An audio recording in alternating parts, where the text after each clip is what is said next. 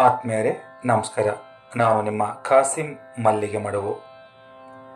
ವಾರಕ್ಕೊಂದು ಕಗ್ಗ ಈ 182ನೇ ವಾರದ ಸರಣಿಗೆ ಆತ್ಮೀಯ ಸ್ವಾಗತ.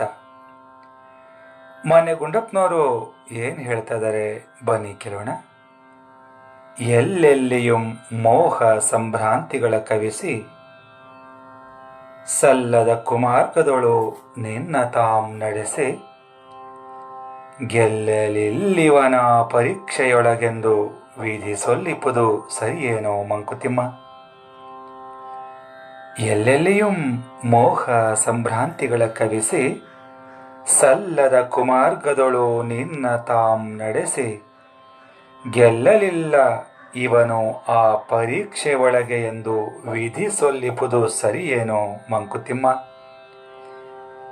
ಎಲ್ಲೆಲ್ಲಿಯೂ ಅಂದರೆ ಎಲ್ಲೆಲ್ಲಿಯೂ, ಮೋಹ ಅಂದರೆ ವ್ಯಾಮೋಹ, ಸಂಭ್ರಾಂತಿ ಅಂದರೆ ಆಡಂಬರ ವೈಭವ, ಕವಿಸಿ ಅಂದರೆ ಹರಡಿಸಿ, ಸಲ್ಲದ ಅಂದರೆ ಯೋಗ್ಯವಲ್ಲದ, ಕುಮಾರ್ಗ ಅಂದರೆ ಕೆಟ್ಟದಾರಿ, ಸೊಲ್ಲಿಪುದು ಅಂದರೆ ಹೇಳುವುದು.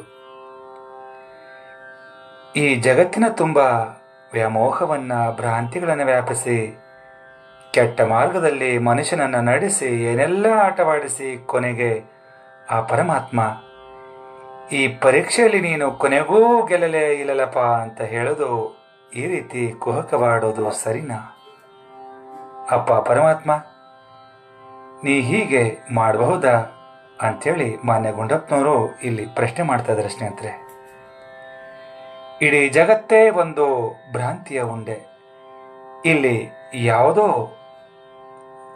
ಕೂಡ ಅಷ್ಟು ಸುಲಭವಾಗಿ ಅರ್ಥವಾಗಲ್ಲ. ಆದರೂ ಪ್ರಯತ್ನ ಮಾತ್ರ ಸಾಗ್ತಾ ಇರುತ್ತೆ. ಅದ್ಭುತವಾದ ಅಗಾಧವಾದ ಈ ಜಗತ್ತಿನ ಸೃಷ್ಟಿಯ ರಹಸ್ಯವನ್ನ ಅಲ್ಪಮತಿಯಾದ ಮನುಷ್ಯನಾದರೂ ಅದೇಗೆ ಅರ್ಥಕೊಳ್ತಾನೆ ಅಲ್ವೇ? ಜಗತ್ತಿನ ರಹಸ್ಯವನ್ನ ಅರಿಯುವ ಹಾದಿಯಲ್ಲಿ ಮನುಷ್ಯ ಸಹಜವಾಗಿ ಸೋಲ್ತಾನೆ. ಈ ನರಮನುಷ್ಯ ಆ ಪರಮಾತ್ಮನ ಸಮಕ್ಕೆ ಬರೋದಿರಲಿ, ಸಮೀಪಕ್ಕೆ ಬರೋದಾದ್ರೂ ಸಾಧ್ಯನಾ? ವಿಷಯ ಹೀಗಿರುವಾಗ ಕೊನೆಗೂ ನೀನು ಆ ಪರೀಕ್ಷೆಯಲ್ಲಿ ಗೆಲ್ಲಲೇ ಇಲ್ಲ ಅಂತ ಆ ಪರಮಾತ್ಮ ಹೇಳೋದು ಅದೆಷ್ಟು ಸರಿ ಅಂತ ಮಾನ್ಯ ಗುಂಡಪ್ಪನವರು ಇಲ್ಲಿ ಸಹಜವಾಗಿ ಆ ಭಗವಂತನಿಗೆ ಪ್ರಶ್ನೆ ಮಾಡಿದ್ದಾರೆ ಸ್ನೇಹಿತರೆ. ಈ ಸೃಷ್ಟಿಯ ಅದ್ಭುತವಾದ ರಹಸ್ಯವನ್ನ ಮನುಷ್ಯನಿಗೆ ಅರ್ಥ ಮಾಡಿಕೊಳ್ಳೋದಕ್ಕೆ ಆಗಲ್ಲ ಅಂತಾನೂ ಅಲ್ಲ ಸ್ನೇಹಿತರೆ, ಖಂಡಿತ ಆಗುತ್ತೆ, ಸಾಧ್ಯವಿದೆ. ಆದರೆ ಮನುಷ್ಯನ ಅಂತರಂಗ ಬಹಿರಂಗ ಎರಡೂ ಸ್ವಚ್ಛವಾಗಿದ್ರೆ ತಾನೇ ಅರಿವು ಸಿದ್ಧಿಸೋದು ಅಲ್ವಾ? ಅದೇ ಇಲ್ವಲ್ಲ, ಮನುಷ್ಯನ ಅಂತರಂಗ ಬಹಿರಂಗ ಎರಡೂ ಸ್ವಚ್ಛವಾಗಿದ್ರೆ ತಾನೇ ಅರಿವು ಅನ್ನೋದು ಸಿದ್ಧಿಸೋದಕ್ಕೆ ಸಾಧ್ಯ ಅಲ್ವೇ? ಮನುಷ್ಯನ ದೇಹ ಮತ್ತು ಮನಸ್ಸಿನ ತುಂಬೆಲ್ಲ ಅರಿಷಡ್ ವರ್ಗಗಳೇ ಮೆತ್ತಿಕೊಂಡಿರುವಾಗ, ಇವುಗಳ ಧೂಳಿನಿಂದಲೇ ಮನುಷ್ಯ ಸಂಪೂರ್ಣವಾಗಿ ಮುಚ್ಚಿ ಹೋಗಿರುವಾಗ, ಇನ್ನು ಪರಮಾತ್ಮನ ಅಗಾಧವಾದ ಶಕ್ತಿಯನ್ನ, ಸೃಷ್ಟಿಯನ್ನ, ಅದರ ಅರಿವನ್ನ ಅದೇಗೆ ಪಡೆಯೋದಕ್ಕೆ ಸಾಧ್ಯ ಅಲ್ವೇ? ಮನುಷ್ಯನಿಗೆ ಮೆತ್ತಿಕೊಂಡಿರುವ ಈ ಧೂಳನ್ನ ಸಂಪೂರ್ಣವಾಗಿ ನಿರ್ಮೂಲನೆ ಮಾಡಿದಾಗ ಮಾತ್ರ ನಮ್ಮ ಅಂತರಾತ್ಮವನ್ನು ಗೆಲ್ಲೋದಕ್ಕೆ ಸಾಧ್ಯ. ಈ ಮೂಲಕ ನಮ್ಮ ಆತ್ಮದೊಳಗೆ ಆ ಪರಮಾತ್ಮನ ಪ್ರವೇಶವೂ ಕೂಡ ತುಂಬಾ ಸುಲಭ. ಸತ್ವ ಮತ್ತು ತತ್ವಗಳೆರಡೂ ನಿಚ್ಚಳವಾಗಿ ಕಾಣೋದರಲ್ಲಿ ಎರಡು ಮಾತಿಲ್ಲ. ಇದು ಸಾಕಾರವಾದಾಗ ಮಾತ್ರ ಆ ಪರಮಾತ್ಮನ ದಿವ್ಯ ಶಕ್ತಿಯನ್ನ, ಸೃಷ್ಟಿಯ ರಹಸ್ಯವನ್ನ ಅರ್ಥ ಮಾಡಿಕೊಳ್ಳೋದಕ್ಕೆ ಖಂಡಿತ ಸಾಧ್ಯ ಸಾಧ್ಯ ಸಾಧ್ಯ. ಇದರಲ್ಲಿ ಯಾವ ಸಂಶಯವೂ ಇಲ್ಲ ಅಲ್ವೇ? ಈ ಪ್ರಯತ್ನದಲ್ಲಿ ನಾವೆಲ್ಲರೂ ಒಂದಾಗಿ ಚೆಂದಾಗಿ ಸಾಗೋಣ ಅಂತ ಹೇಳ್ತಾ ಈಗ ಕೇಳೋಣ ನನ್ನ ರಾಗ ಸಂಯೋಜನೆಯ ಈ ಕಗ್ಗವನ್ನು. ತದರೆ ತದರೆ ನನ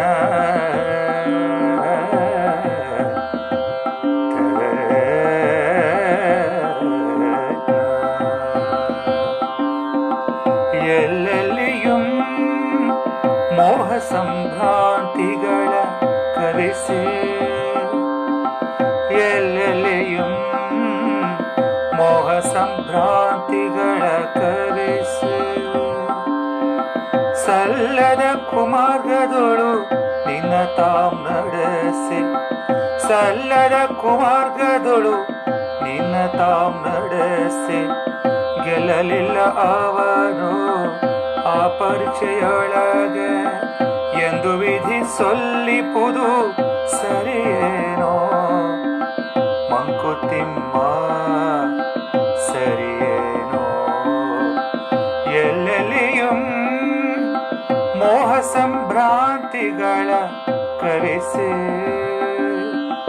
ಸಲ್ಲದ ಕುಮಾರ್ಗದೊಳು ನಿನ್ನ ತಾಂ ನಡೆಸಿ ಸಲ್ಲದ ಕುಮಾರ್ಗದೊಳು ನಿನ್ನ ತಾಂ ನಡೆಸಿ ಗೆಲ್ಲಲಿಲ್ಲ ಅವನು ಆ ಪರೀಕ್ಷೆಯೊಳಗೆ ಎಂದು ವಿಧಿ ಸೊಲ್ಲಿಪುದು ಸರಿಯೇನೋ ಮಂಕುತಿಮ್ಮ ಸರಿಯೇನೋ ಮಂಕುತಿಮ್ಮ ವಿಧಿ ಸೊಲ್ಲಿಪುದು ಸರಿಯೇನೋ ಮಂಕುತಿಮ್ಮ ಸರಿಯೇನೋ ಗೆಲ್ಲಲಿಲ್ಲ ಅವನು ಆ ಪರೀಕ್ಷೆಯೊಳಗೆ ಎಂದು ವಿಧಿ ಸೊಲ್ಲಿಪುದು ಸರಿಯೇನೋ ಮಂಕುತಿಮ್ಮ ಸರಿಯೇನೋ ಮಂಕುತಿಮ್ಮ